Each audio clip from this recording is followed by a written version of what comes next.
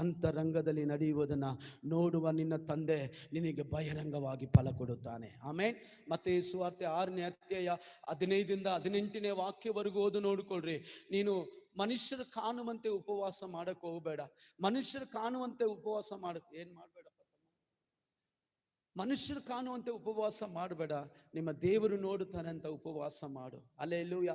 ಯೇಸು ಸ್ವಾಮಿ ಹೇಳಿದ್ರು, ಮದಲಿಂಗನಿದ್ದಾಗ ಅವರು ಉಪವಾಸ ಮಾಡಲ್ಲ, ಮದಲಿಂಗನ ಹೋದ ಮೇಲೆ ಅವರು ಉಪವಾಸ ಮಾಡ್ತಾರೆ. ನಾನು ನಿನ್ನನ್ನು ಕೇಳ್ತೀನಿ, ನಿನ್ನ ಬ್ಲೆಸ್ಸಿಂಗ್ ಎಲ್ಲಿದೆ ಗೊತ್ತಾ? ನೀನು ಉಪವಾಸ ಮಾಡೋ ಪ್ರಾರ್ಥನೆಯಲ್ಲಿದೆ. ನಿನ್ನ ಜಯಘೋಷ ಎಲ್ಲಿದೆ ಗೊತ್ತಾ? ಉಪವಾಸ ಮಾಡುವ ಪ್ರಾರ್ಥನೆಯಲ್ಲಿದೆ. ಅದಕ್ಕೆ ಯೇಸು ಸ್ವಾಮಿ ಹೇಳಿದ್ರು, ಮಾರ್ಕನ ಸುವಾರ್ತೆ 9ನೇ ಅಧ್ಯಾಯ 28ನೇ ವಾಕ್ಯದಲ್ಲಿ, 28, 29 ವಾಕ್ಯ ಓದುವುದಾದರೆ ಆ ವಾಕ್ಯ ಹೇಳ್ತದೆ, ಈ ಜಾತಿಯು ಉಪವಾಸ ಪ್ರಾರ್ಥನೆ